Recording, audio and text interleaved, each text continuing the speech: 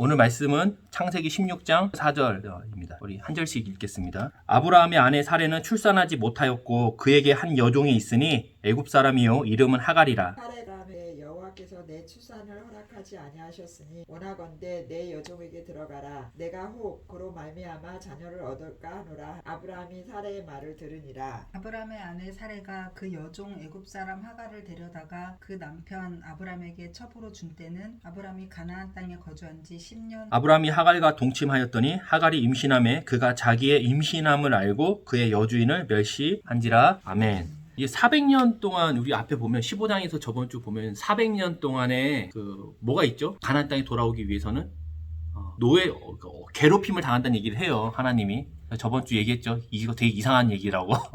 우리가 만약 누군가가 저한테 물어보는 거예요. 하나님 나라와 그 백성에 대해서 설명을 해달라 라고 한다면 어떻게 설명을 하시겠어요? 하나님 나라와 하나님 백성이 대체 뭐냐 라고 내게 물어본다면 어떻게 설명을 할까요? 이런 얘기를 들었을 때 사실 많이 당황해요. 이단들은 이렇게 얘기하죠. 우리 14만 4천 명 안에 들어야 된다. 14만 4천 명 안에 들어서 이 땅에 내려올 새하늘과 새 땅에서 우리가 어떻게 한다? 사람들을 다스릴 것이다. 약간 어떤 개념이냐면 14만 4천 명이 나머지 사람들 다스리는 국회의원 개념이 있어요.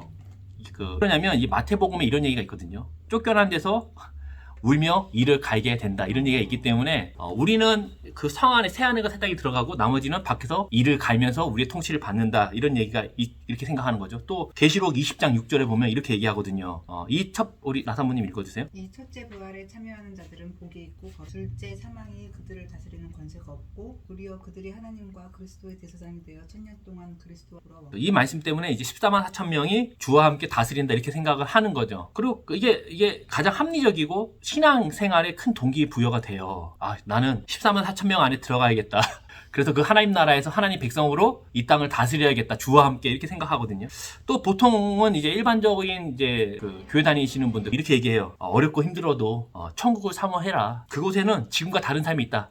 그러니까 지금 어렵고 힘들어도 죽음 이후에 너에게 좋은 곳이 있으니까 힘내라 이렇게 얘기를 하거든요. 하나님 나라에 대해서. 얘기했지만 빨리 죽는 게 낫지 않나. 진짜 지금 너무 힘들면 그러면 또 이렇게 얘기하죠. 이건 하나님이 주신 건데 허락 없이 끊으면 안 된다. 근데 이 아브라함의 이야기를 볼 때 이 하나님 나라를 이루어지고 또 그 백성으로 만들어 가시는 방법이요. 우리가 생각하는 것과 많이 다르다는 거예요. 우리가 생각하는 것처럼 앞에 얘기한 것처럼 아브라함이 가나안을 통치하고 거기서 하나님 나라의 하나님 주권을 이루고 또 강한 나라가 되는 것. 또 아니면 뭐 아브라함이 죽어서 천국 가는 걸 소망하고 이래야 되는데 그게 하나도 안 나오거든요. 우리가 보면서 성경이 사람의 생각에서 나온 글이 아니라는 것을 알 수 있다는 거예요. 사람이 글을 썼으면 이렇게 쓰지 않았을 거예요, 분명. 빠르고 쉽게, 단순하게 썼을 겁니다. 15장 13절에서 14절. 여호와께서 아브라함에게 이르시되 너는 반드시 알라. 내 자손이 이방에서 객이 되어 그들을 섬기겠고 그들은 400년 동안 내 자손을 괴롭히리니 그들이 섬기는 나라를 내가 징벌할지며 그 후에 내 자손이 큰 재물을 이끌고 나오리라. 예. 읽을 때 좀 이상하지 않았어요? 그렇죠? 내가 약속의 땅을 주겠다 했어요, 하나님이. 그리고 내가 너의 큰 상급이라고 얘기했죠. 근데 내 자손이 400년 동안 괴롭힘을 당할 것이다. 어색해요. 합리적이고 연결이 자연스러우려면 이렇게 해야 돼요. 내가 약속의 땅을 주겠다. 내가 너의 큰 보상이다. 보아라, 가라, 취하라. 너의 땅이다. 이게 자연스러운 거거든요. 근데 여기 400년을 객으로 산대요. 갖다 괴롭힘 당한다는 거죠. 왜 그럴까 생각을 해봐야 됩니다. 이게 우리가 그냥 읽으니까는 아무 일 없지만 실제로 되게 어색한 본문이에요. 여기서 왜냐하면 400년이라는 시간이 필요해요. 왜냐하면 일단 인구 증가의 시간이 필요하죠. 인구가 안 되니까. 그리고 하나는 동시에 하나님 백성으로 준비되는 필수의 과정이라는 겁니다. 그러니까 400년이라는 기간이 필수 과정으로 들어온다는 거예요. 한 방에 되는 게 아니라는 거예요. 약속의 땅에는 누가 들어가야 거기가 약속의 땅이 되는 거죠? 약속의 백성, 하나님 백성이 들어가야 거기가 약속의 땅이 되는 거거든요. 그 백성은 혈통으로 나지 않기 때문에 어떤 과정을 거쳐야 한다는 거예요. 혈통으로 나는 것만큼 편한 게 뭐가 있어요. 그분의 자식으로 태어나면 하나님의 백성이다. 너무 쉬운 방법이거든요. 근데 그런 것이 아니라 어떤 과정을 거쳐야 한다는 겁니다. 우리 생각으로는 잘 이해가 되지 않아요. 빨리 땅이나 주지. 뭐 하는 거야 이게 지금. 약속했으면 빨리빨리 처리해가고 땅을 줘갖고 거기서 애를 낳고 막 이렇게 해줘야 되는데 이게 뭐 하는 거냐, 이게 이해가 안 되거든요. 지금 아브라함 얘기라고, 내 얘기 아니라고 지금 막 얘기하는 거예요, 지금. 우리가 내 얘기라고 생각해 보세요. 내가 너에게 뭐 우리가 약속 따라 낭반주 바이생교회가 세워졌어요. 빨리빨리 교회가 성장하고 빨리빨리 해갖고 교회 확장하고 건물 사고 해야 되는데 뭐 하는 거 이렇게 얘기를 할 수 있거든요. 하나님이 이집트나 아니면 그 비옥한 토성딸 지역 그 동방에 있었던 그 네 나라 연합국이 있었죠. 동방의 땅 토성딸 지역을 줬다면 더 부강하고 영향력이 있는 나라가 되지 않았을까요? 더 강하고 주변 나라에 영향을 끼치는 나라가 됐겠죠. 훨씬 더 가나안 땅보다. 400년 동안의 노예 생활이 아니라 예를 그 군사 훈련을 했다든지 아니면 지식을 축적했다든지 400년 동안 그러면 더 큰 영토와 강한 군대를 보유했다면 더 많은 나라들이 모든 민족들이 여호와가 우리의 신이다라고 얘기하지 않았을 거냐는 거예요. 실제로 그렇잖아요. 우리도 그렇잖아요. 예수를 믿음으로 사업도 잘 되고 또 건강하고 병도 낫고 자녀도 명문대에 입학하고 대기업에 가면은 그 우리가 얼마나 믿음에 확신이 생기겠어요. 나도 이렇게 얘기하겠어. 저도 그런 환경 받으면 얘기할 거예요. 예수 믿는 게 다라고. 예수 믿으면 다 된다 이렇게 얘기할 것 같아. 그렇잖아요. 예수 믿었더니 막 사업이 안 돼. 막 애가 말을 안 들어. 막 문제가 생겨요. 없던 일들이 막 생겨요. 근데 거기다 대고 예수 믿는 게 다라고 이렇게 예수 믿으면 다 된다고 어떻게 얘기하겠어요. 지금 딱 그런 꼴이에요. 아브라함에게 얘기했어요. 우리 15장 1절 보면 내가 너의 뭐다? 방패야. 내가 너의 큰 상급이야. 상급도 아니고 그냥 큰 상급이다고 얘기해놓고 400년 후에 그리고 괴롭힘 당한 후에 걷다가 땅도 가나안 땅이에요. 이렇게 되면 누가 여호와가 진짜 우리의 하나님이다라고 얘기하겠냐는 거죠. 아브라함은 할 수 있어도 그 주변의 사람들은 얘기 안 할 거 아니에요. 그리고 사실 400년도 아니에요. 더 길어요. 이게 출애굽기 12장 40절에 보면 이집트에서 산 기간만 430년이거든요. 그러니까 지금 아브라함에서 요셉까지 또 거기에 이집트에 들어가는 거에서 또 이집트 출애굽해서 가나안 들어가는 40년까지 다 빼고 지금 400년만 얘기했지만 다 합치면요 640년이 넘어가요. 이거는 그 태조 이성계가 조선을 세우고 나서 지금까지 시간이거든요. 엄청 긴 시간이에요. 약속을 했는데 430년 너무한 거 아닌가? 그러니까 640년 이후에 가나안의 땅에 들어가는 것이고 이런 과정이 뭐다? 하나님 백성에게 필수 과정이라는 겁니다. 우리는 한 방에 되고 싶어요. 한 방에 예수 믿고 싶고 한 방에 하나님 백성이 되고 싶거든요. 그렇게 완성에 이르고 싶지만 그렇지 않다는 거예요. 물론 우리가 예수 믿으면 하나님 백성이 되죠. 하지만 그게 끝이 아니고 이후에 많은 필수 과정들이 따라온다는 얘기를 하는 겁니다. 우리가 생각하는 건 뭐냐면 우리가 생각하는 거 부족이 그러니까 작은 부족에서 나라가 되는 개념은 뭐냐 우리가 생각하는 개념은 뭐냐면 일단 아브라함이 가나안의 빈 땅의 자리를 잡아요. 그 다음에 계속해서 전쟁에 승리를 해서 다른 부족들을 어떻게 해요? 가나안 7족속 여러 부족들을 흡수해갖고 나라가 되는 개념이잖아요. 이게 일반적인 거거든요. 그래서 뭐 전쟁사에 보면 12세기에 중국의 북쪽에 있던 여러 부족들을 누가 통합을 시키죠? 테무친, 그가 징기스칸이거든요. 그 다음에 어떻게 부족끼리 전쟁하면서 계속 흡수하면서 나라가 되는 거거든요. 그리고서 그 유럽까지 다 갔잖아요. 근데 중요한 거는 이게 일반적으로 나라가 되는 방법인데 그 나라가 지금 있다 없다? 없다는 거예요. 하나님은 아브라함의 후손을 이집트로 옮겨요. 우리는 알죠. 이집트로 옮겨서 뭐 하냐면 그 땅에서 번영하는 방법을 하나 쓰시고 하나는 뭐냐면 그들의 정체성을 형성하는 방법을 쓰신다는 겁니다. 이주시킴으로 말미암아 400년 동안에 그 이집트의 풍족함으로 번성을 시키고 이집트의 고난을 통해 그 백성의 정체성을 갖게 한다는 거예요. 우리 13절, 14절 우리 이거 아까 읽었잖아요. 이거 보니까 누구랑 이야기가 비슷하죠? 13, 14절의 얘기가 누구랑 얘기가 비슷하잖아요. 지금 아브라함하고 비슷하잖아요. 12장에서 보면 아브라함은 가나안에 기근이 들어갔고 이집트에 가잖아요. 그리고 거기서 나올 때에 많은 재물을 갖고 나오잖아요. 이후에 야곱과 그의 식구 70명은 가나안에 기근이 들어서 이집트에 가요. 그리고 출애굽할 때에 많은 재물을 이끌고 가나안에 돌아오거든요. 그러니까 아브라함의 이야기와 지금 이후의 이스라엘 후손의 얘기가 같은 거예요. 그러면 둘 다 뭐냐면 지금 아브라함이 하나님 백성이 되는 과정 그리고 그의 후손들이 하나님 백성으로 지어지는 과정이 동일하다는 겁니다. 그러니까 내가 아브라함의 혈통이라고 해서 하나님 백성이 완성된 게 아니에요. 어떤 과정이 필요하다는 겁니다. 혈통이 아니고. 그러면 아브라함이 이집트의 사건을 통해서 배운 게 있을 거 아니에요.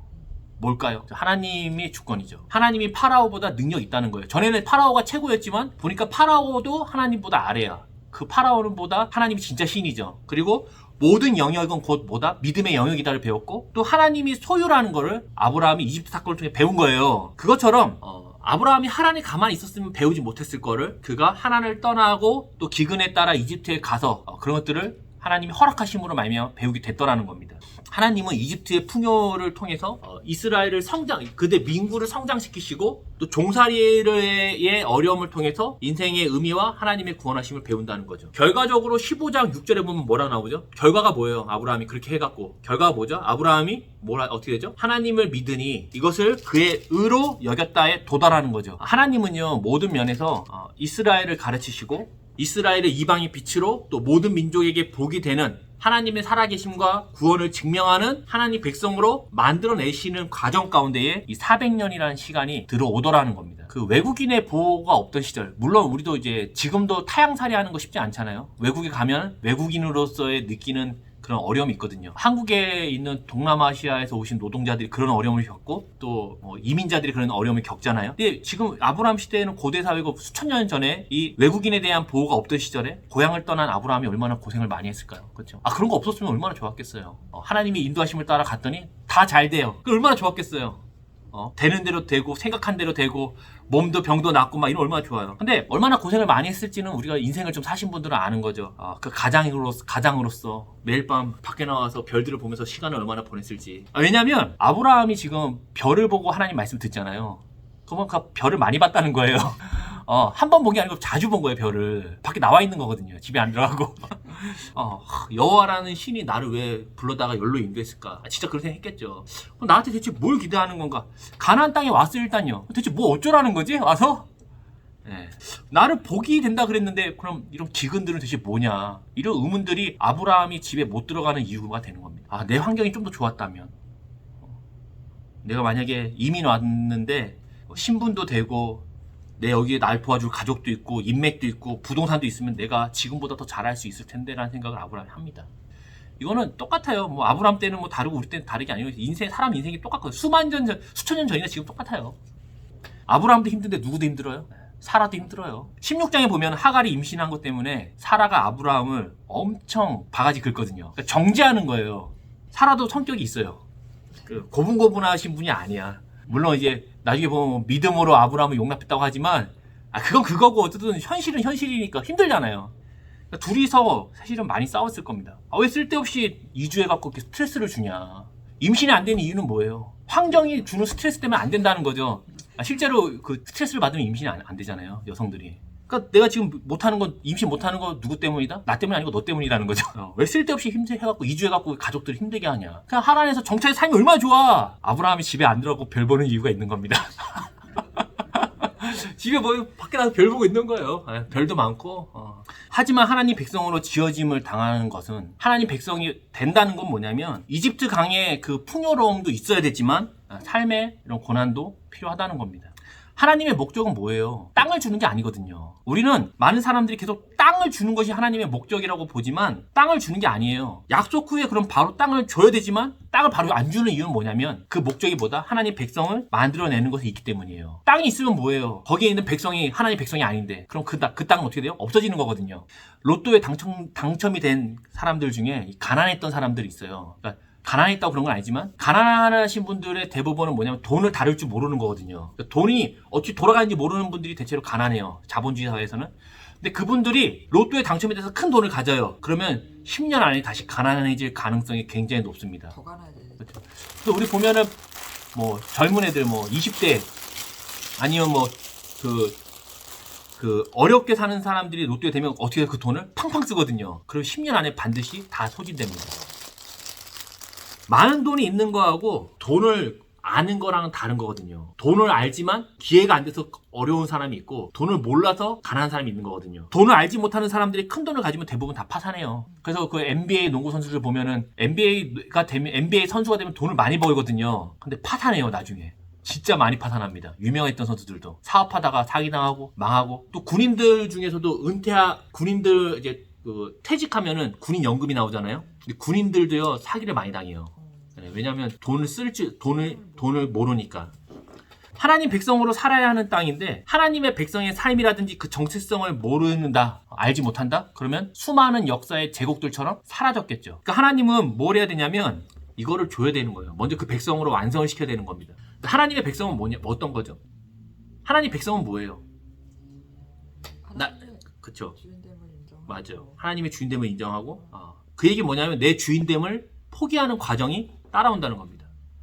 우리가 싸우는 이유는 하나예요. 저 자식이 내 말대로 안 했다는 거거든요. 제가 요즘에 블랙박스 유튜브에 있어요. 블랙박스 영상 보면 살벌해요. 근데 그분들이 왜 그렇게 보복하고 싸울까? 내가 원하는 대로 움직이지 않았다는 거예요. 너 껴들면 안 되는데 껴들었다는 거예요. 근데 껴들어도 되는 자리였거든요. 근데 내 생각대로 안 된다는 거죠. 내 생각대로 내 주인됨을 포기하는 과정이 따라오고, 그게 뭐냐면 나의 왕됨을 포기하는 과정이 필수적으로 따라온다는 건데, 이건 사실 말은 근사하고 좋지만 진짜 짜증나죠. 너무 충격적인 얘기예요. 우리가 보통 저는 이제 애가 하나지만 첫째보다 누가 더 이쁘죠? 둘째가 더 안 이쁜가요? 이쁘다고 하더라고요. 그리고 둘째보다 셋째가 더 이쁘고 넷째는 더 이쁘고. 네. 이게 왜냐면 첫째 때는 우리가 잘 모르잖아요. 처음 키워보니까. 그러니까 기저귀 어떻게 갈아줘야 돼? 쟤 울 때 어떻게 해야 돼? 그래서 첫째 그 애들 우는 소리 보면 악의 밭이 우니까 되게 정신적으로 힘들잖아요. 그래서 아무리 인격이 훌륭하신 분들도 한 번쯤은 아이를 침대에다가 이렇게 내팽개치는 일들을 하거든요. 네. 하고 싶어요. 막 조용히 하라고 하고 싶고 막. 근데 둘째 때는 이게 익숙해요. 알겠어요. 이게 이때 우는 거는 밥 달라는 거구나. 이때 울 때는 기저귀 갈아달라. 이게 대충 느낌을 안다는 거죠. 그래서 첫째 때 느끼지 못했던 여유와 사랑을 둘째에게 보내준다는 거예요. 그때 첫째들이 느끼는 분노와 배신감은 실로 엄청납니다. 네. 그럼 우리가 애들이니까 별거 아닌 것 같지만 실로 엄청난 거예요. 저도 어릴 때 형하고 많이 싸웠어요. 뭐 때문에? 과자 때문에. 이제 형이 과자 2개 더 있다는 거죠. 내가 볼 땐 다 그게 그건데, 지금 생각해보면. 이전에 부모님은 내 뜻대로 해줬거든요. 내 주장이 곧 부모의 주장이 됐지만, 동생이 생기니까 그가 어리다는 이유 하나만으로 내 모든 왕권이 뺏긴 거예요. 이전에 내가 집에서 왕이었거든요. 할머니, 할아버지도 나만 이렇게 했는데, 물론 할머니, 할아버지 첫째가 짱이죠. 물론 그래서 맨날 할머니, 할아버지한테 가는 거예요. 둘째 생기면. 근데 이제 내 왕권을, 이게 나보다 어리다는 것만으로도 가져간 거죠. 그래서 동생이 잘 때 어떻게 한다? 죽어라 이거죠. 실제로 그런 마음으로 공격하는 거예요. 자기가 할 수 있는 최선의 거. 죽어라! 꼬집고. 뭐 젓가락을 찌르고 막. 이게 우리 어른이잖아요. 우리가 어른의 눈으로 볼 때는 진짜 아무것도 아니지만, 첫째에게는 엄청난 스트레스거든요. 마치 우리가 그래요. 우리가 나의 가족이나 친구나 직장에서 나의 왕됨과 나의 주장이 포기돼야 될 때처럼, 이 애들도 그렇게 한다는 거예요. 우리가 애들 볼 땐 별거 아니지만, 우리도 사실 그런 입장에서 스트레스를 받고 싫어한다는 겁니다. 우리는 예수님을 믿음으로 하나님 백성이 되었고 되어지고 있고 될 겁니다. 세 가지의 형태를 같이 써야 돼요. 현재, 미래, 과거가 다 포함되어 있는 거예요. 그러니까 백성이 되고, 근데 끝이 아니라 계속 뭐가 있냐면 약속의 백성으로 지어짐을 당하는 과정이 필수적으로 따라온다는 거예요. 하나님 백성이라는 말 자체가 뭐예요? 하나님의 뜻대로 행하고 하나님의 주인 되심이라는 걸 뜻하잖아요. 근데 우리는 하나님의 뜻이라 그러면 뭘 생각하냐면 율법을 생각하는 거예요. 계속. 안식일은 유대인의 안식일하고 주일하고는 다르거든요. 근데 계속 하나님 뜻대로 행하는 거, 안식일, 율법. 그러니까 어떻게 해요? 율법 안 지키면 마귀 새끼가 되는 겁니다. 그러니까 교회에서 다 어떻게 해야 돼요? 잘 지키는 척 해야 되는 겁니다. 말 절대 안 해요. 많죠. 근데 이게 중요한 건, 하나님의 주인 되시는 이 과정에 뭐가 필요하냐면 나일강의 풍요로움이 필요해요. 분명 예수를 믿으면 정말 좋고 잘 되는 일이 있어요. 동시에 뭐가 필요하냐면 노예 생활과 같은 고난이 따라온다는 겁니다. 그러니까 이건 잘못된 거예요. 잘 되는 잘못된 얘기입니다. 모든 것이 잘 된다. 이거 잘못된 표현입니다. 그게 하나님의 주인 되심하고 무슨 상관이 있죠? 모든 것이 잘 되는 나에는 나잖아요, 나. 잘 되게 하시는 하나님이 아니잖아요. 잘 되는 나잖아요. 잘못된 거죠. 하나님 백성이 되어 있는 과정에 400년의 이집트 생활이 필요해요. 그러니까는 하나님이 아브라함 불러놓고 뭐 하는 거냐면, 400년 동안 그런 일이 있을 거야 라는 얘기를 해주는 겁니다. 아브라함이 이 얘기 듣고선 약간 어이가 없죠, 사실은. 빨리 나 살아있을 때 줘야 될 거 아니야. 나 늙은이인데 자식도 없고 땅도 400년 있다 준다 그러니까. 그래서 우리가 생각하는 거는, 우리는 꼭 나일강의 풍요만을 생각해요. 예수 믿으면 나일강의 풍요로 잘 되는 나를 통해서 하나님 영광 받으신다. 내가 망하면 누가 예수를 믿겠냐? 내가 투자하면 성공해야 되고 또 아프지도 않아야 되고, 이렇게 생각한다는 것이죠. 생각해보면 이건 되게 비인격적인 거죠. 아까 얘기한 것처럼. 하나님의 관심은 뭐냐?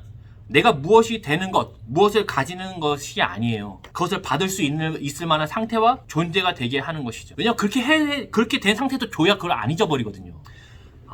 우리 기도하죠. 하나님, 이번에 큰 사업에 성공하게 해주시면, 큰 돈을 벌게 해주시면 내가 주의 영광을 위해, 그러면 하나님이 어떻게 하시냐면 그 사람이 그 돈을 벌 수 있을, 그 돈을 관리할 수 있고 또 돌릴 수 있을 만한 존재로 먼저 만들어 주시죠. 근데 그 과정에서는 노예 생활과 같은 금전적인 손해, 또 삶에 대한 상처 다 있다는 겁니다. 실제로 이스라엘 백성들이 400년 노예 생활하면서 하나님 잊어버리거든요. 하나님 입장에서 보면은 애가 타죠. 그래도 그렇게 하신다는 겁니다. 왜냐면 그게 있어야 그 이후의 시간들이 있기 때문이죠. 주님, 제 자녀가 의대에 들어가게 하옵소서. 애가 의대를 갔어요. 실력이 없는데 그걸 얼마나 많이 죽이겠어요. 나중에 환자들 고쳐야 되는데. 많은 사람들이 천국에 가는 것을 목적으로 하지만 하나님의 관심은 뭐냐면 내가 그 나라에 살만한 존재, 하나님 백성으로 지어지는 것에 있다는 거예요. 그 백성이 돼야 그 나라에서 살죠. 저번에 제가 얘기했지만 그 얘기 하잖아요. 천국 가면 뭐 하냐고 누가 물어봤더니 거기 가면 맨날 예배 드린다고. 지겹겠다고. 어떻게 가냐고 거기. 북한에서 탈북해가지고 남한에 오시는 분들이 있어요. 우리 그런 분들 뭐라 부르죠? 탈북민. 왜냐면 그분들은 남한에 가면은 자유가 있고 좀 더 좋은 삶이 있을 거라고 생각하고 오거든요. 탈북민들이 대부분 힘들어해요. 네. 나라는 바뀌었지만 뭐가 없어요. 아직 자기 삶의 모든 것이 북한에 있거든요. 삶에 대한 정체성, 또 그동안 살았던 문화와 역사가 북한에 있기 때문에 남한에 오면 힘들어하거든요. 이민자분들도 그렇잖아요. 미국에 와서 살지만 내 삶과 정체성은 뭐래요? 코리안이잖아요. 네. 그러니까는 만나면 뭐라 그래요? 몇 살이야부터 물어보고 나이 어리면 바로 반말 까고 막 이렇게 이런 일들이 생기는 거죠. 그래서 항상 한국에 있을 때는 뭐 내가 뭐 했는데 한국에 있을 때는 어디 뭐 부장이었는데 뭐 이런 얘기를 하는 거죠. 하나님은 우리의 모든 풍요로와 어려움을 주세요. 그래서 우리를 하나님 백성으로 지어가고 계시죠. 그래서 나의 모든 풍요와 어려움의 환경에서 우리는 뭐 하는 거냐면 우리가 누릴 수 있는 하나님의 은혜를 경험하여 하나님 백성으로 지어짐을 당하는 겁니다. 풍요만 있지 않아요. 400년의 노예 기간도 함께 따라오는 겁니다. 풍요와 함께. 예수를 믿고 아무 일이 없을 수 없어요. 예수를 믿고 아무 일이 없을 수 없다는 겁니다. 왜냐면 목적 자체가 예수를 믿고 내가 병 낫고 잘 되고 아무 일이 없는 게 아니라 내가 하나님 백성으로 지어지는 과정이 따라온다는 거죠. 그 과정이 나를 굉장히 불편하게 한다는 겁니다. 그래서 가정에서, 직장에서, 자녀에게, 또 이웃에, 또 교회에서 많은 일이 생기고 그 환경에서 하나님의 도우심과 은혜를 경험함으로써 뭐 하는 거냐? 하나님을 알게 되고 하나님 믿을 만한 분이구나. 지어짐을 당하는 거죠. 이렇게 표현하고 싶어요. 하나님 백성으로 오늘도 공사 중. 짜증내서 미안합니다. 네. 신경질 내서 미안합니다. 아직 공사 중이라 그렇습니다. 근데 이렇게 해야 되는데 우리 어떻게 하냐면 말 안 해요. 실수한 거 얘기 안 합니다. 제가 예전에 교회에서 그런 얘기를 했어요. 우리가 어제보다는 오늘, 그리고 오늘보다는 내일 하나님 앞에서 더 나은 실수로 하자. 그 얘기 뭐냐면 우리가 하나님 앞에서 백성으로 지어짐의 가정을 밟자 이런 얘기를 했는데 그날 당에 목사님이 불렀어요. 실수 이런 얘기 하지 말라고. 우리가 그럼 항상 성공하나? 실수하지? 이게 왜냐면 잘 되는 나만이 내가 잘 돼야 그것이 하나님의 일하심이라고 봐서 그래요. 그럼 사람들이 결코 자기가 잘 안 된 건 얘기 안 합니다. 교회에서. 왜냐면 풍요만이 하나님의 방법이라 생각하니까. 그럼 하나님이 왜 이집트에서 노예 생활을 왜 하게 했겠어요? 이집트에 전역하고 말지. 전복시키고. 자신의 약함과 실수를 표현하지 않는다. 뭐 믿음이 없다고 할까봐 말하지 않는 것이죠. 근데 분명한 건 어려운 일이 생기는 거를 이상하게 생각하지 말라는 거예요. 그거는 심판받은 것도 아니에요. 저주받아 그런 것도 아니고 내가 하나님 앞에 무슨 실수해갖고 하나님이 나를 훈계한다 생각하지 마세요. 훈계는 사실 좋은 거잖아요. 우리가 자녀를 훈계하면서 죽이고 싶어서 하지는 않거든요. 부모가 생각하잖아요. 내가 좋은 마음으로 한다고 생각하잖아요. 부모가. 근데 우리는 하나님 앞에 훈계를 받으면 싫다고 생각하거든요. 내 주인됨이 꺾이니까. 분명한 것은 이 시간을 거부하고 피하면 그 사람은 잘하지 않아요. 아무 일이 없다는 겁니다. 하나님을 의지하고 하나님을 찾는 도구로 그 환경들을 사용하는 거죠. 그렇게 하라고 하셨으니까. 우리 8절에서 10절 그리고 17절 한번 우리 15장 8절에서 10절 우리 지사님 한번 읽어주세요. 그가 이르되 주 여호와여 내가 이 땅을 소유로 받을 것을 무엇으로 알리이까? 여호와께서 그에게 이르시되 나를 위하여 3년 된 암소와 3년 된 암염소와 3년 된 숫양과 산 비둘기와 집 비둘기 새끼를 가져올지니라. 아브라함이 그 모든 것을 가져다가 그 중간을 쪼개고 그 쪼갠 것을 마주 대하여 놓고 그 새는 쪼개지 아니하였으며. 네, 17절. 해가 져서 어두울 때에 연기 나는 화로가 보이며 타는 햇불이 쪼갠 고기 사이로 지나더라. 네, 지금 이제 아브라함이 땅에 대한 약속을 하셨죠. 그 다음에 증거를 보여달라고 하는 거예요. 말만 하지 말고 계약서를 써달라는 거예요. 왜냐면 그래서 갑이 을에게 뭐뭐 하겠다. 이거 지금 계약서를 쓰는 걸 이제 준비하는 거예요. 이때는 이제 종이가 없으니까 이렇게 뭔가 보여지는 걸 통해서 계약을 맺거든요. 그래서 하나님이 얘기합니다. 자, 재물을 준비해서 반 쪼개놓고 이제 계약서를 쓰겠다고 하는 거죠. 근데 중요한 건 빨리 써야 되는데 안 쓰는 거예요, 지금. 우리가 이제 집을 계약하면 어떻게 돼요? 빨리빨리 계약서 쓰고 돈을 줘야 되잖아요. 근데 지금 하나님이 지금 안 하는 거예요. 쪼개놓고 기다리고 있는데 아무것도 안 하는 거예요. 그러니까 뭐가 와요? 솔개가 와요, 솔개가. 당연하죠. 왜냐면 고기를 쪼개놨으니까 피냄새 나고 먹음직하니까 당연히 육식동물들이 오잖아요. 그러니까 아브라함이 막 쫓아냅니다. 그렇죠? 이 쪼개짐의 언약에서 하나님이 자기 신실함을 지금 보여주는 거라고 얘기했었죠, 저번에. 근데 이 쪼개짐의 언약에는 두 가지 의미가 있어요. 하나는 뭐냐면 내가 언약을 성취하지 못하면 어떻게 된다? 내가 쪼개져 죽는다라는 의미가 있고, 내가 쪼개짐 당함으로 이 언약을 이룰 것이다 라는 의미가 있어요. 두 가지가 있는 거예요. 쪼개진다는 것 자체가. 내가 언약을 못 지키면 쪼개진다? 만약 이 언약이 지켜지지 않으면 내가 쪼개짐으로 언약을 이룬다는 얘기거든요. 그래서 신약에서 하나님의 백성인 교회가 어떻게 되죠? 하나님의 쪼개짐, 십자가를 통해서 이루어지거든요. 그러면서 모든 백성, 하늘의 묵별처럼 많은 하나님의 백성, 즉 교회가 쪼개짐으로 탄생을 하는 거예요. 이 언약 때문에. 이처럼 하나님은 자신의 쪼개짐과 우리의 좋고 나쁜 환경을 통해서 우리를 하나님의 백성으로 만들어 내시는 겁니다. 그러니까 우리가 어떻게 지금의 환경에서 낙심하지 말고 하나님 의지하고, 왜냐 그렇게 하라고 주신 거니까 하나님 신뢰하고 의지함으로 계속 가는 거죠. 두려움과 근심이 되는 환경은요 있어요. 다. 저도 있죠. 두렵고 근심이 있죠. 미래에 대해서. 그거 없으면 그건 시체죠. 시체. 죽은 사람들은 근심이 없죠. 근데 그 모든 것들이 나를 죽이기 위함이 아니라 나를 이끌어 하나님 백성, 하나님 주인 되심으로 만들어 내신다라는 것을 우리가 믿어야 됩니다. 그렇게 하시니까 때론 울겠죠. 일이 안 풀리니까. 저는 그런 얘기 들은 게 기억이 나요. 어떤 목사님이 그러더라고요. 차에서 많이 울었다고. 근데 그거는 사실 이민자분들은 차에서 많이 울어요. 어른이니까 밖에서 울긴 쪽팔리고 차에서 많이 울죠. 근데 하나님께서 되게 실망하죠. 하나님에 대한 의구심도 있고 실망도 가득하지만 그 길을 통해서 우리가 하나님 백성으로 지어짐 당하는 것을 우리가 믿었으면 좋겠습니다. 교회에서 보면은 실제로 믿음 좋으신 분들은 누구죠? 제가 보면 교회에서 대부분 권사님들이 믿음이 좋아요. 장로님들하고. 왜냐하면 그분들이 인생을 사셨잖아요. 그분들이 40살, 50살 그때 안 울었을까요? 울었겠죠. 인생이 안 되는 것처럼 생각하고 뭔가 안 풀리는 것처럼 생각했겠죠. 근데 그분들이 60이 되고 70이 되니까 돌아보니까 다 그 가정들이 필요했다는 거죠. 그래서 권사님들이 믿음이 좋아요. 교회 가보면. 물론 우리가 안 그런 분들을 보고 시험 들은 분도 있지만 그분은 그게 좋아진 거예요. 옛날에 더 했을 거예요. 네, 좋아진 거예요. 네. 우리 그 시편 23편 한번 우리 다윗이 썼잖아요. 다윗이 왜 다윗이냐면 다윗은요 환경 가운데에 근심 가운데에 하나님을 신뢰하거든요. 그래서 다윗이 위대한 거예요. 다윗이 잘한 게 아니고 이거 하나 한 겁니다. 우리 나사모님 한번 읽어주세요. 여호와는 나의 목자시니 내게 부족함이 없으리로다. 그가 나를 푸른 풀밭에 누이시며 쉴만한 물가로 인도하시는도다. 내 영혼을 소생시키시고 자기 이름을 위하여 의의 길로 인도하시는도다. 네, 여기까지 진짜 좋아요. 우리도 다 보통 여기서 은혜 받거든요. 나를 푸른 초장에 누이시고 이렇게 되면 나도 내가 주의 이름을 위해서 찬양하겠다고. 근데 웬걸 4절 보니까 내가 사망의 음침한 골짜기로 다닐지라도 해를 두려워하지 않을 주께서 나와 함께 하심이라. 주의 지팡이와 막대기가 나를 안위하시나이다. 주께서 내 원수의 목전에서 내게 상을 차려주시고 기름을 내 머리에 부으셨으니 내 잔이 넘치나이다. 내 평생의 선하심과 인자하심이 반드시 나를 따르리니 내가 여호와의 집에 영원히 살리로다. 하나님의 인도하심 가운데 뭐가 있냐면 푸른 초장도 있지만 사망의 음침한 골짜기도 있다는 거예요. 다윗이 될 수 있었던 이유는 뭐냐면 두 가지가 같이 있는 겁니다. 이스라엘 백성들이 하나님 백성이 될 수 있는 이유는 뭐냐면 애굽의 풍요로움과 노예의 고단한 삶이 있다는 거예요. 하지만 다윗이 여기서 하나 배우죠. 뭘 배우죠? 주께서 나와 함께 하심이라를 배우는 거예요. 이를 통해서 6절에 얘기합니다. 내 평생의 선하심과 인자하심이 반드시 나를 따르리니를 배우는 겁니다. 하나님이 목자로서 양들에게 주고 싶은 건 뭐냐면 푸른 초장이 아니에요. 주 목적은 뭐냐면 내가 너와 함께한다. 내 평생의 선하심과 인자하심이 나를 반드시 따른다. 이거를 알려주고 싶은 겁니다. 목자에 대한 신뢰를 알려주는 거지. 양들이 푸른 초장에 가서 뭐 할 건데요? 풀 뜯어먹고 풀 다 먹으면 끝이잖아요. 풀이 없잖아요. 그럼 어떻게 그럼 끝이잖아요. 다윗과 솔로몬의 가장 큰 차이가 여기 있는 거예요. 솔로몬은 나중에 망가지거든요. 나라가 쪼개지는 건 솔로몬 때문에 쪼개지는 거예요. 다윗은 사울에게 쫓기고 적국 블레셋으로 도망가면서 살려고 막 미친 척도 하거든요. 분명 여기 보면 침만 흘렸다고 돼 있지만 오줌도 쌌을 거예요.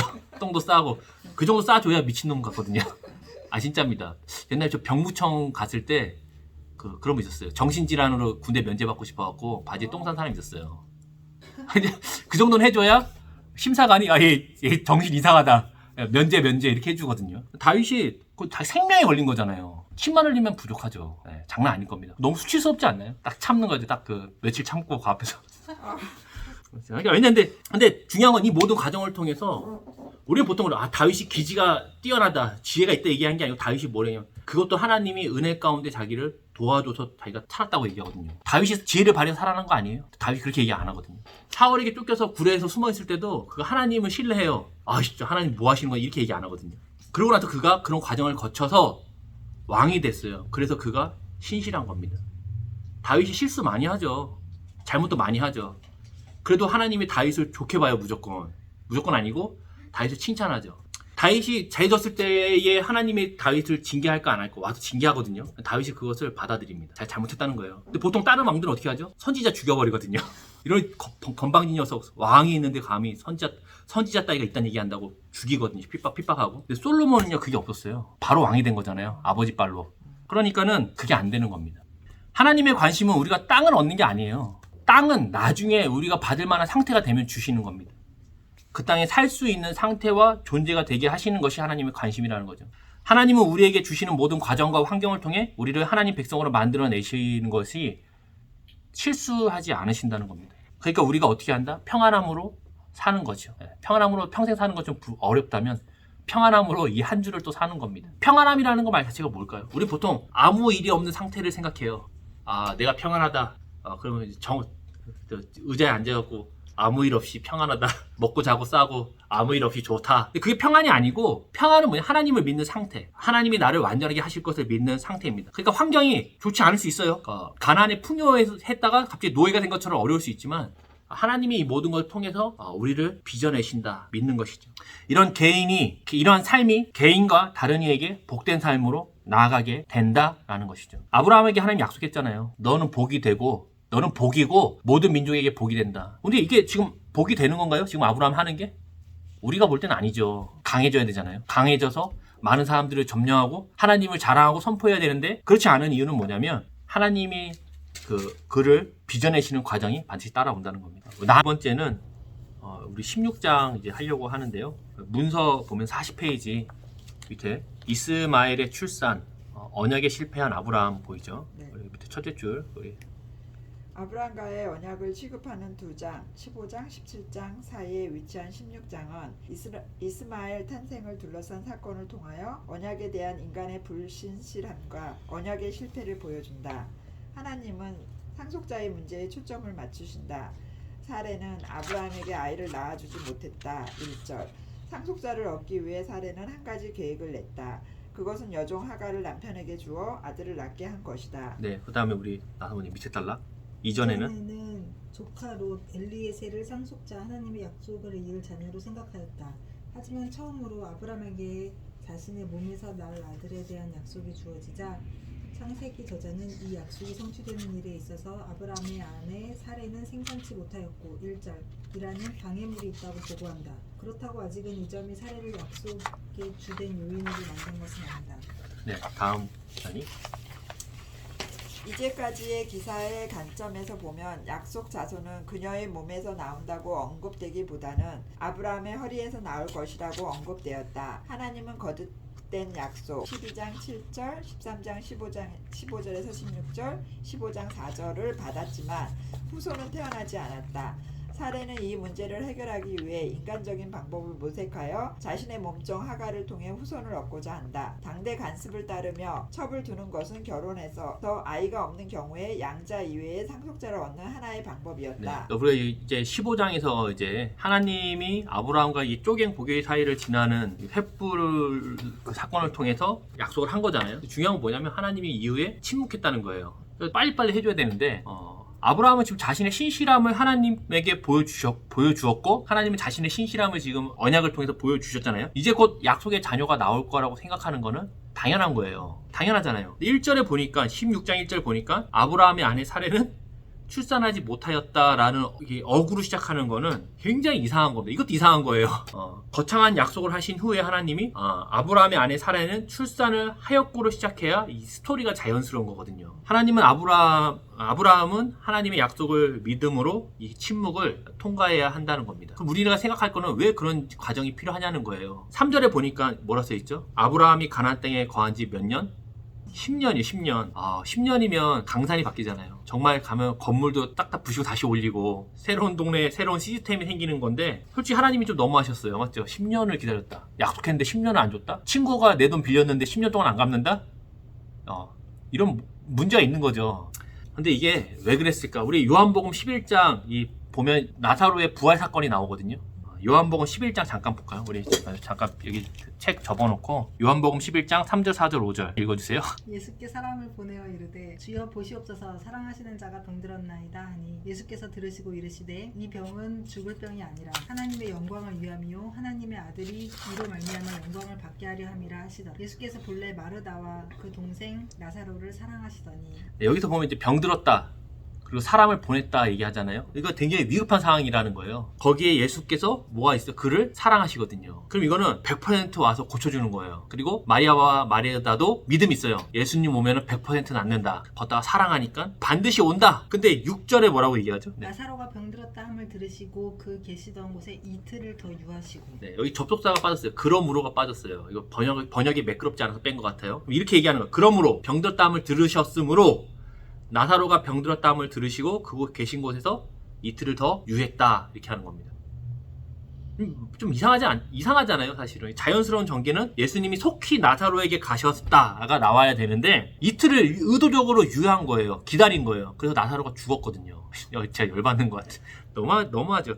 사고가 나면 앰뷸런스가 오잖아요. 앰뷸런스 불렀어요. 얘기하는 겁니다. 이틀 있다 도착합니다. 지금 손님이 많아갖고 이틀 있다 올게요.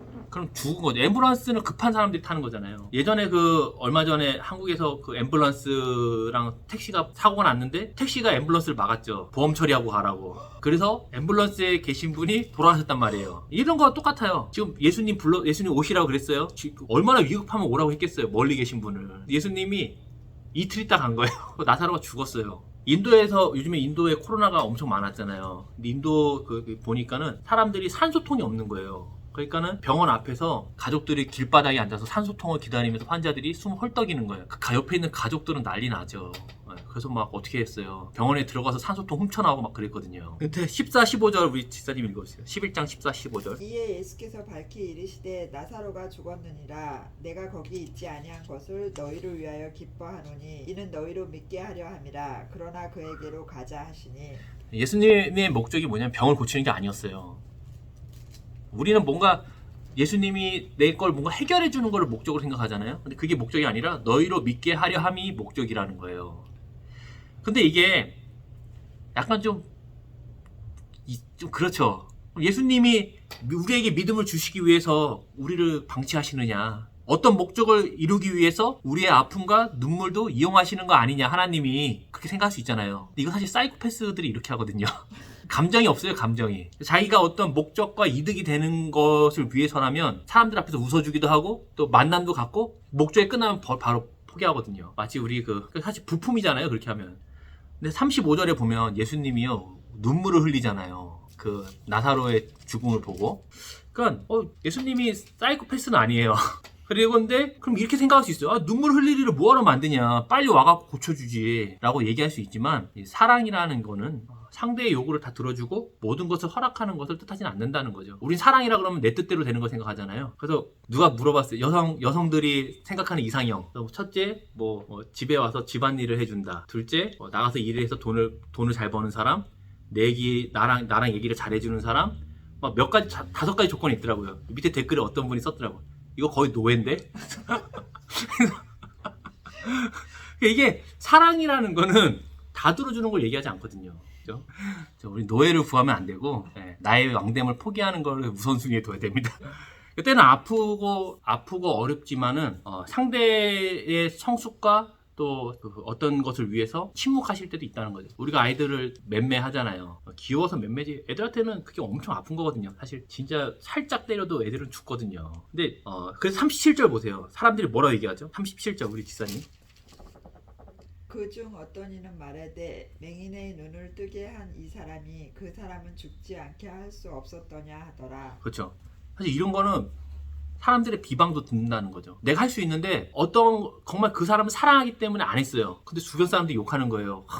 그거 할 수 있는 그것도 못하냐고. 할 수 있는데 나는 그런 비방도 듣게 됩니다. 왜냐면 이런 거는 막 하고 싶거든요. 책임을 돌리고 싶거든요. 누구 책임이에요? 예수님 책임이라는 거죠. 42절에 보니까 뭐라 얘기하죠? 나사모님. 항상 내 말을 들으시는 줄을 내가 알았나이다. 그러나 이 말씀하옵는 것은 둘러선 무리를 위함이니 곧 아버지께서 나를 보내신 것을 그들로 믿게 하려 함이니이다. 네. 그러니까 지금 목적이 있어요. 그러니까 예수님이 지금 하고 싶어 이들에게 보여주고 싶은 건 뭐냐면 내가 누구다? 하나님 보내신 자, 새로운 왕, 너희의 주인이라는 걸 보여주는 겁니다. 하나님이 우리 가운데 행하시는 목적도 뭐냐면 우리가 하나님의 주인 되심, 또 그분이 책임지시고 약속을 이루실 만한 분이라는 거 우리로 하여금 믿게 해주고 싶은 거예요. 그러면 그 자리가 있어야 되거든요. 이를 위해서 때로는 하나님 자신이 비방을 받아요. 진짜 비방 받잖아요. 하나님이 계시다면 이런 얘기 하잖아요. 근데 그런 것도 하나님이 감내하시는 겁니다. 지금도 그런 얘기 하죠. 하나님이 계시면 너가 왜 망했냐. 우리 그런 분 있죠. 그런 얘기 하잖아요. 하나님이 계시면 왜 코로나가 왔냐. 왜 너는 믿는데 왜 죽었냐. 뭐 이런 얘기를 하는데 이거 누가 했던 거냐면 욥의 친구들이 욥한테 했던 얘기거든요. 욥이 망하는 걸 보고 그런 얘기 해주는 거거든요. 하나님이 어떤 방법으로 아브라함에게 자녀를 주실까요? 어떤 원리로? 하나님은요, 우리가 할 수 없는 환경에서 주신다는 거예요. 기다림 속에서 우리는 뭘 느끼냐면 자신의 무력함, 불가능함을 느끼고 오직 하나님만을 의지하고 하나님께 순종하는 자가 되기를 하나님이 원하신다는 겁니다. 이게 생각보다 그렇게 단순하지 않잖아요.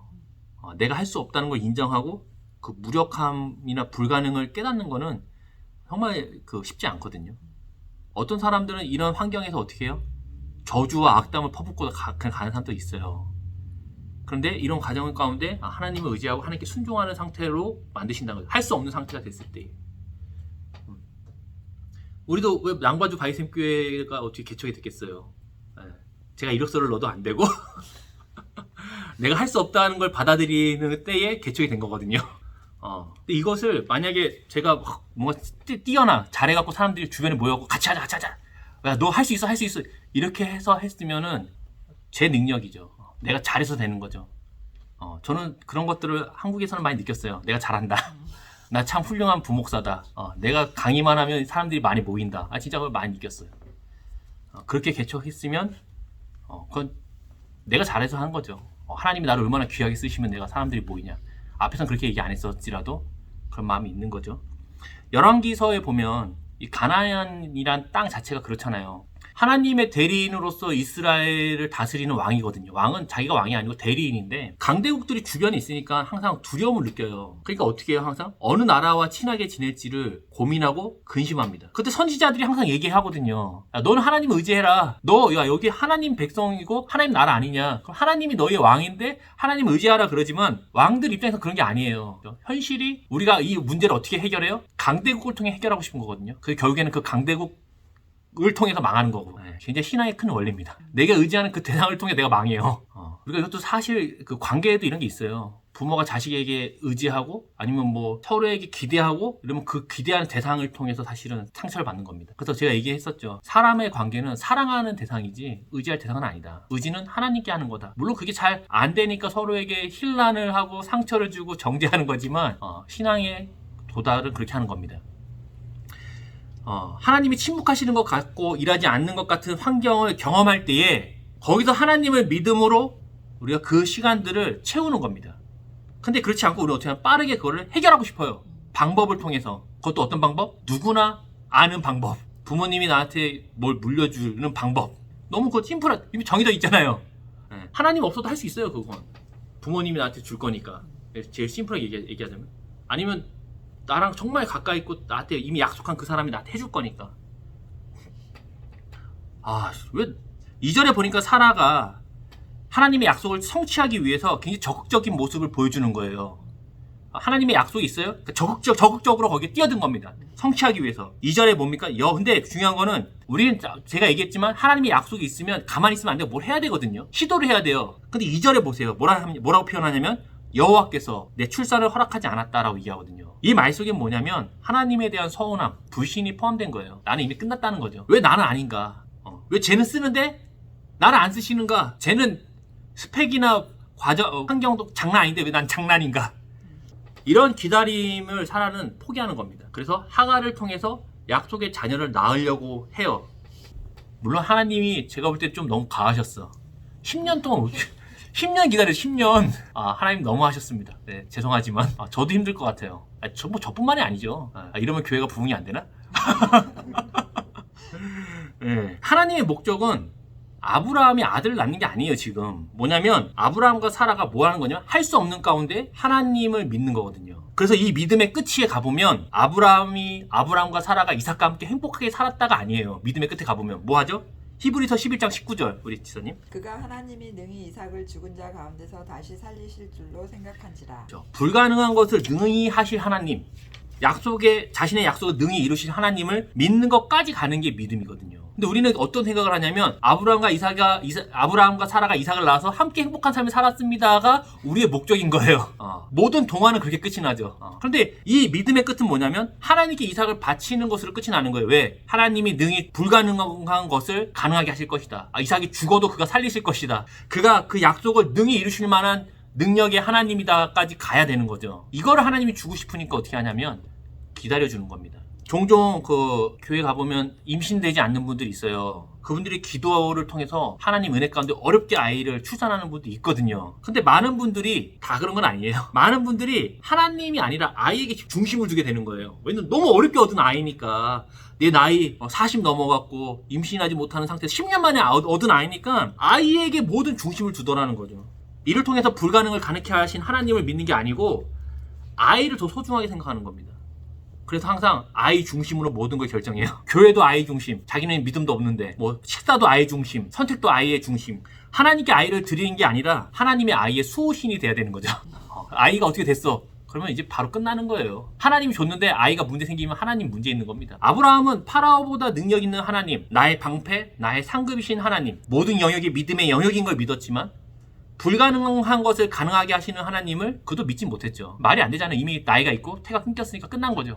하나님은 아브라함에게 여기까지 자신을 믿도록 하고자 하시지만 아브라함과 사라는 이거를 다른 방법을 통해서, 왜냐면 이건 불가능한 거니까 하나님은 그렇게 하실 만한 능력이 없으시니까 다른 방법을 통해서 해결하고 싶어 한다는 겁니다. 어쨌든 아이 낳는 건 어려운 문제가 아니었어요. 그렇죠? 그냥 하가를 통해 낳으면 되잖아요. 어려운 건 뭐냐면 이런 침묵 속에서 하나님의 약속을 신뢰하고 우리가 계속 걸어가고 그 안에서 살아가는 게 힘든 겁니다. 지치거든요. 물론 10년은 짧지 않아요. 아브라함과 사라도 열심히 노력했을 거예요. 약속의 자녀가 난다고 하니까, 정부인은 사라니까. 근데 아이도 없어, 태는 끊겼어. 물론 지치죠. 근데 하나님이 그렇게 약속하셨다면 믿고 그냥 가야 하는 것이 필요하다는 겁니다. 그래서 아까 얘기한 것처럼 약속의 끝은 행복하게 살았다가 아니죠. 바치는 것을 끝나잖아요. 바칠 수 있는 이유는 하나님이 불가능한 것을 가능하게 죽은 이삭을 살릴 것이다. 그 약속을 어떻게든 성취하실 것이다가 목적이었거든요. 믿음이었거든요.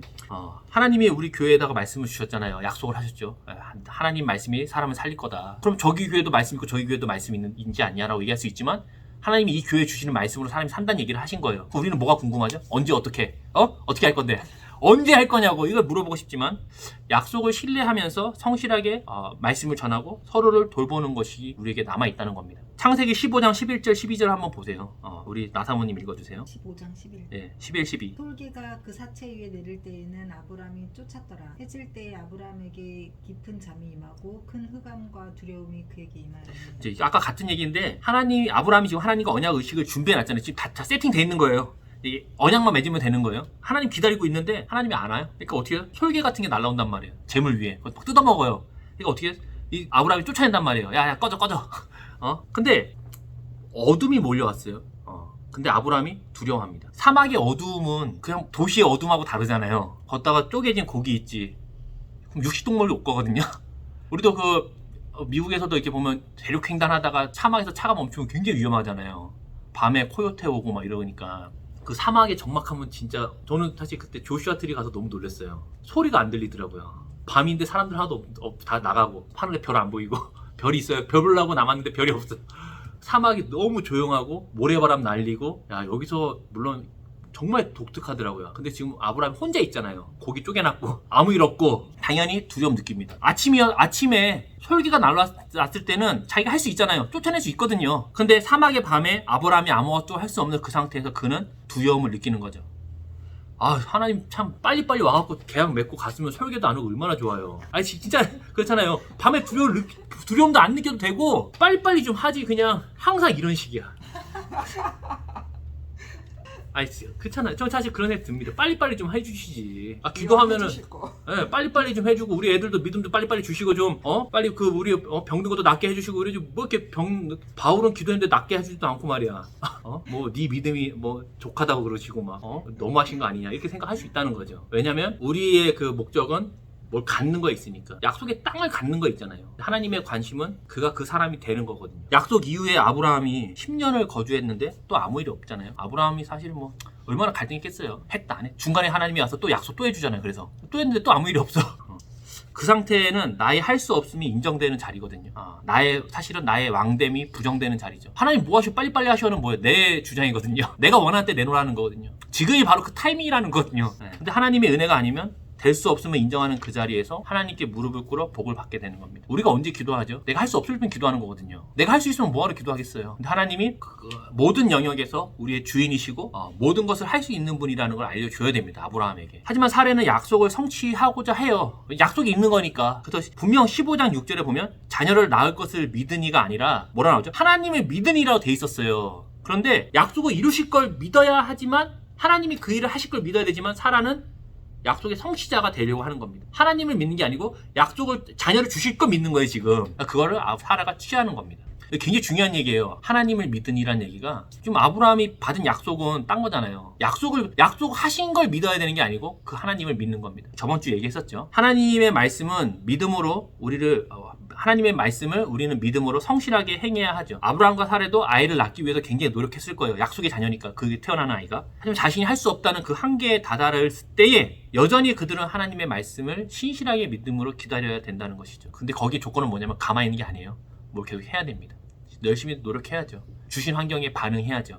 우리 문서 아브라함은 하갈을 후처로 취하였다. 지사님. 그러나 이후에 일어난 상황은 사례의 계획대로 되지 않았다. 하갈은 잉태하자마자 사례의 의도와는 상반되게 행동하였다. 4절 하갈이 사례를 멸시했다. 저주했다고 반복적으로 말하고 있다. 당시 잉태하지 못하는 여자는 치욕이었고 신의 저주를 받은 것이기 때문이다. 아브라함은 이 갈등을 해결하기 위해 정권을 사례에게 준다. 사례는 임산부인 하갈을 쫓아낸다. 또 6절. 읽어주세요. 만약 아브라함이 이 아이를 약속의 후손으로 여겼다면 이런 위험한 행위와 언행 6절은 매우 심각한 문제를 담고 있다. 왜 그는 이런 행동을 하였는가? 아브라함은 오랜 세월 동안 아들을 얻고자 하지 않았는가? 뒤따르는 기사에서 답을 찾을 수 있다. 네, 이제 보면 하갈은 쉬워요. 자기 종이잖아요. 뭐 새로운 아내를 받아들이는 게 아니고 자기 종을 준 거예요. 이게 제일 쉽고 간편하고 빠르니까 내가 할 수 있는 거니까. 근데 바로 임신했네요. 아브라함하고 사레하고 하갈이 좋아했을 겁니다. 분명.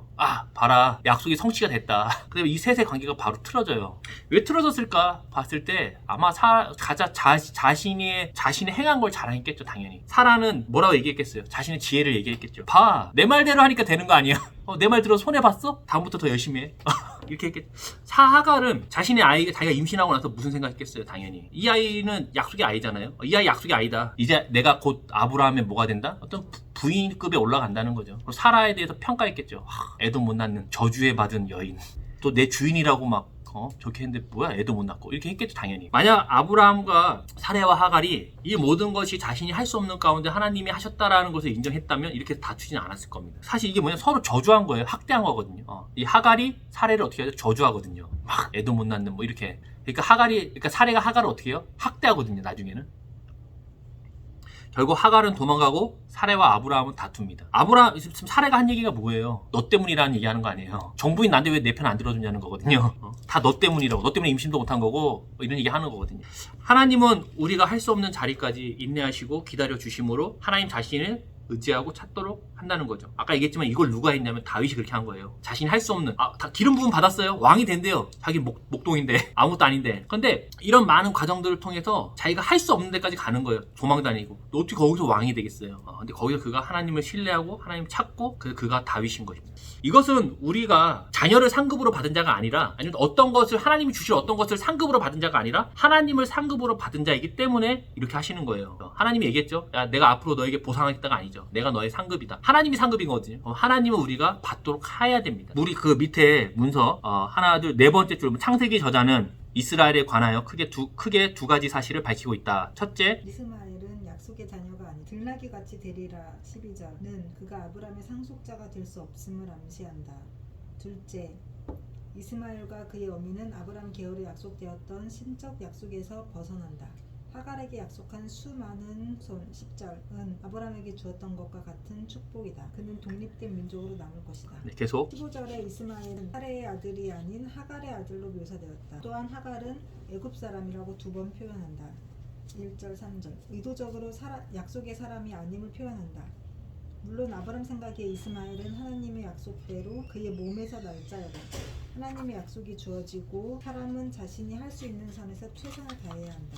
사례는 하나님의 약속을 믿음으로 자신이 할 수 있는 것을 한 것. 사례의 계획은 성공했지만 하나님의 인정을 받지 못하였다. 7, 15절에서 19절 하나님의 약속이 주어졌을 때 우리는 기도하고 기다림이 필요하다. 하나님이 어떤 방법으로 그 약속을 이루실 것인지 사건과 관계를 확인해야 한다. 자신이 쉽게 통제할 수 있는 여종을 아브라함에게 주어 쉽게 해결하려 했던 사례의 방법은 하나님의 방향에 서 있지 못하다. 네, 여기까지. 우리 16장 9절, 창세기 16장 9절 한번 읽어주시겠어요? 여호와의 사자가 그에게 이르되 내 여주인에게로 돌아가서 그 수하에 복종하라. 네. 하갈에게 뭐라냐 다시 돌아가라고 여호와의 사자가 말하는 거죠. 그 하갈의 아들의 이름은 이스마엘로 지어지는 겁니다. 그렇죠? 우리 11절 14절도 한번 읽어주세요. 아니 11절 14절. 여호와의 사자가 또 그에게 이르되 내가 임신하였은즉 아들을 낳으리니 그 이름을 이스마엘이라 하라. 이는 여호와께서 내 고통을 들으셨음이니라. 그가 사람 중에 들나귀같이 되리니 그의 손이 모든 사람을 치겠고 모든 사람의 손이 그를 칠지며 그가 모든 형제와 대항해서 살리라 하니라. 하갈이 자기에게 이르신 여호와의 이름을 나를 살피신 하나님이라 하였으니 이는 내가 어떻게 여기서 나를 살피신 하나님을 배웠는고 함이라. 이러므로 그 셈을 브엘라헤로이라 불렀으며 그것은 가데스와 베렛 사이에 있다. 그렇죠. 예, 이스마엘은 고통을 들으시는 여호와라는 뜻이거든요. 이스마엘이라는 이름 자체가. 그랬더니 하갈이 여호와의 이름을 감찰하시는 하나님이라고 부르고 그 셈의 이름을 브엘라 헤로이 나를 감찰하시는 살아계신 하나님의 우물이란 뜻으로 지었다는 거예요. 왜냐면 이게 한 증표예요. 우리가 보면 어느 장소에 가면은 어떤 의미가 있잖아요. 예전에 살던 아파트에 가면 거기서 했던 부모님과의 추억을 떠올리는 것처럼 이 우물에다가 브엘라 헤로이라고 부름으로 인하여 여기서 감찰하시는 하나님 이라는 것을 새겨놓는 겁니다. 하나님은 우리가 할 수 없음이 인정되는 자리, 지금처럼 이제 하갈은 쫓겨났죠. 그래서 정말로 죽을 수밖에 없는 그 자리에서 나의 왕됨을 부정하는 자리, 하나님의 은혜가 아니면 될 수 없음을 인정하는 그 자리로 우리를 인도하신다는 겁니다. 아브라함과 사라가 그랬고 하갈이 그랬던 것처럼 거기서 뭘 할 수 있어요? 그들이 아무것도 할 수가 없거든요. 하나님의 목적은 하나님은 우리에게 주시기 위함이기 때문이에요. 근데 중요한 건 그럼 하나님 침묵하시고 우리 기다리시는 가운데 뭘 하시냐, 우리를 그럼 방치하시는 거냐 라고 했을 때 그렇지 않다는 거예요. 주님은 우리의 어려움과 슬픔을 들으시며 우리를 뭐한다? 감찰하시는 하나님이라고 말하는 겁니다. 하나님은 감찰하시는 하나님이죠. 침묵하신다고 해서 우리에게 관심이 없는 게 아니에요. 우리 아까 예수님도 얘기했잖아요. 나사로가 병들었을 때에 이틀 동안 유하시잖아요. 이틀 동안 기다리시면서 예수님 마음이 어땠을까요? 빨리 죽으라고, 빨리 죽어라 이렇게 안 했을 거예요. 마음이 아프죠. 가서 울잖아요. 예수님이. 똑같습니다. 우리를 방치하시고 하나님이 나를 외면하시는 것 같고 내가 홀로 있는 것 같고 아무것도 할 수 없을 것 같은 그 자리까지 올 때 하나님이 우리를 계속 감찰하신다는 거예요. 나를 계속 지켜보고 계시고 나의 기도를 들으시고 나를 쉬지 않고 지키시는 분이라고 얘기를 지금 하는 겁니다. 우리가 할 수 없는 것 같은 자리, 그 어둠이라고 생각되는 그 자리에서 기다림의 시간은 정말 견디기 힘들어요. 말이 쉽지 진짜 당해보면은 우리 아픈 사람 얘기 막 들어보면은 뭐 아프겠다 얘기하지만 진짜 그 아픈 게 뭔지 모르잖아요.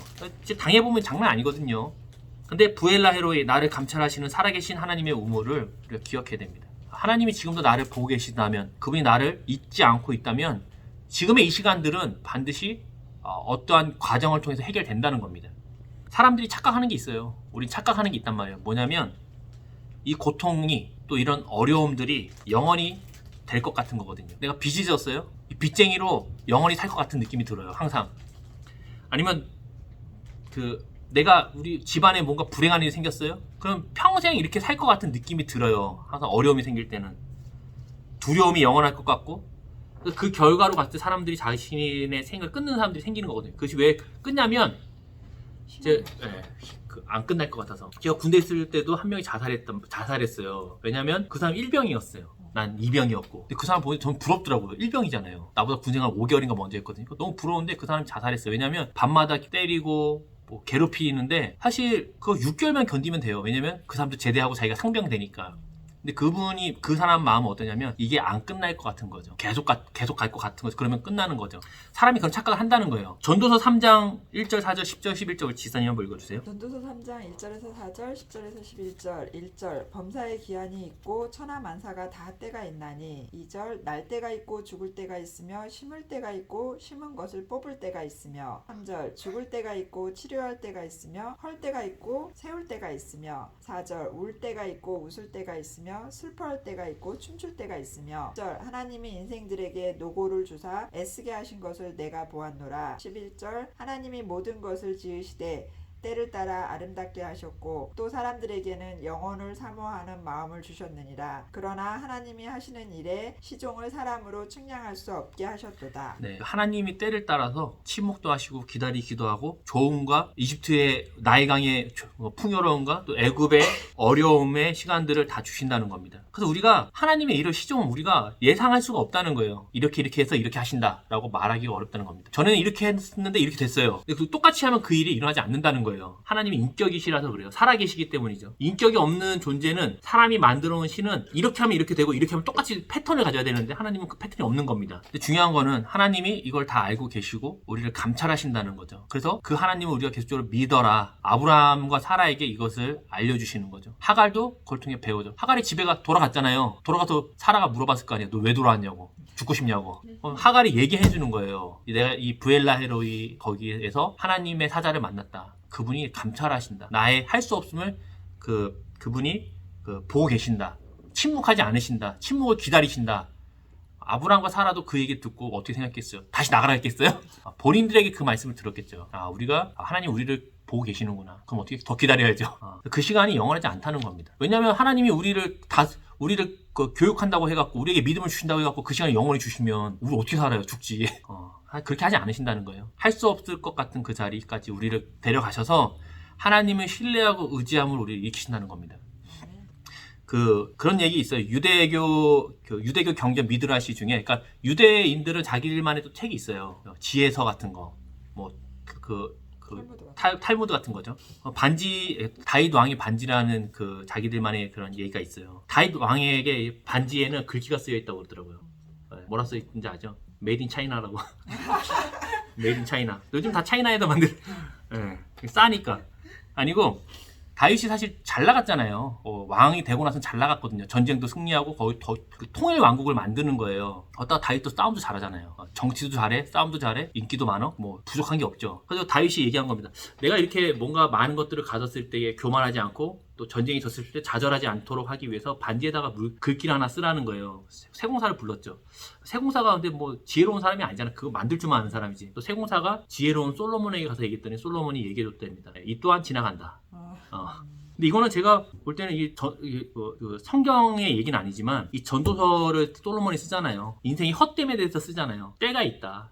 때가 또 보니까 다 지나가더라. 또 하나님이 적절한 때가 있더라. 그러면서 솔로몬의 이런 전도서나 잠언이나 이런 걸 통해서 이런 걸 뽑아낸 것 같아요. 맞죠? 하나님이 우리에게 주시는 모든 것들이요 지나가는 겁니다. 결과는 뭐냐면 하나님을 믿는 것으로 결론이 나요. 그러니까 저는 이래서 아브라함의 믿음의 끝에는 이삭을 바치는 걸로 가는구나. 아브라함이 이삭을 죽이려고 할 때 하나님이 말릴 거 알았을까 몰랐을까요? 몰라요. 많은 분들은 그렇게 얘기해요. 아브라함이 그 이삭 바치러 가는 그 모리아산까지 가는 그 기간 동안에 생각했을 거라고. 근데 몰라. 그러니까 히브리서에는 뭐라 얘기하냐면 그를 죽은 자 가운데서 살리실 걸 믿는다고 얘기하는 게 뭐냐면 하나님이 그 약속을 성취하실 거라는 걸 믿는 거란 얘기거든요. 하나님 믿는 거예요. 그분의 능력과 실력과 그분이 자신의 약속을 실행하실 거라는 걸 믿는 건데 우리는 계속 우리 생각하는 거야. 이쯤 되면 하나님 말리겠지. 칼 내려갑니다. 칼 들었습니다. 내려갑니다. 말려주세요. 이렇게 생각하고 이렇게 하지만 그건 우리 생각이고 아브라함은 그렇게 생각 안 해요. 왜냐하면 하나님이 내게 준 거는 자식이 아니거든요. 하나님을 믿는 하나님 자신을 주신 거기 때문에 그분이 자기가 만약 이삭을 죽으면 누가 약속 성취 못하는 거예요. 하나님 못하는 거잖아요. 그러니까 그냥 그거 생각 안 하는 겁니다. 근데 우리는 그렇게 생각 안 하고 너무 괴로워. 평생 우리 집은 불행할 거야. 너무 좋아. 우리 집은 평생 행복할 거야. 그렇지 않다. 그걸 삼아서 하나님이 우리에게 자신을 주는 것이 남는 것이지 영원한 제국이 없잖아요. 몽골 크게 만들어 놓고 어떻게 없어졌잖아요. 분명한 것은 하나님은 우리가 할 수 없는 자리, 우리가 낙심하는 자리에 있다고 느껴질 때까지 기다려 주신다는 겁니다. 그 자리에서 내가 할 수 없음과 나의 왕됨을 부정하고 오직 하나님만이 이 일을 능히 행하신다고 믿는 것까지 가게 하신다는 것이죠. 그게 그래서 아브라함의 믿음의 조상이 되는 거예요. 이건 아브라함만이 얘기 아니라 우리도 다 포함되는 거거든요. 이렇게 하나님은 하나님에 관한 것이 아니라 하나님 자신을 상급으로 우리에게 주시고자 하신다는 거죠. 그래서 우리가 하나님을 믿음으로 하나님을 믿는 우리가 되기를 바라고 하나님이 주시는 때를 따라 하나님을 믿음을 더하는 그런 인생 한 주가 돼야 되는 것이죠. 그래서 믿음은요 항상 잘합니다. 믿음이 유지될 수가 없어요. 반드시 성장합니다. 믿음은 밑으로 가는 것 같기도 하죠. 왜냐하면 하나님이 아무 일 안 하는 것 같으니까. 아브라함과 사라도 그런 믿음, 당연히 믿음이 떨어지는 것 같죠. 약속까지 와서 몇 번이나 해놓고 설계도 쫓아갖고 이렇게 했는데 쪼개고 언약도 했는데 계속 아무 일이 없으니까. 그런데 중요한 건 그런 시간들을 하나님 다 사용하신다. 우리는 그 하나님을 믿는 거예요. 이거 믿는 건 말은 쉬워요. 하지만 진짜 우리가 이런 믿음을 하나님 주시고자 한다면 찾게 하시겠죠. 진실하게. 그래서 그런 시간들을 하나님이 침묵하시면서 우리가 할 수 없는 자리까지. 이게 이 사례가 바로 그럼 10장 1절에 그런 얘기가 나오면 안 돼요. 그가 임신하지 못하였다라든지 그런 얘기가 나오면 안 되는데 이런 시간들을 하는 거 사실 우리 생각하고 너무 다른 거죠. 이렇게 해서 이렇게 가서 이렇게 가는 좋은 코스가 있거든요. 근데 이런 것들을 우리가 부정하고 안 할 수도 있어요. 예를 들어 다른 아인 아니면 뭐 그 강한 인맥 아니면 강한 어떤 후원을 통해서 뭔가 이뤄낼 수도 있거든요. 그건 저는 그것도 나쁘다고 생각하지 않아요. 다만 그것이 하나님이 했다라고 얘기하지 말라는 거죠.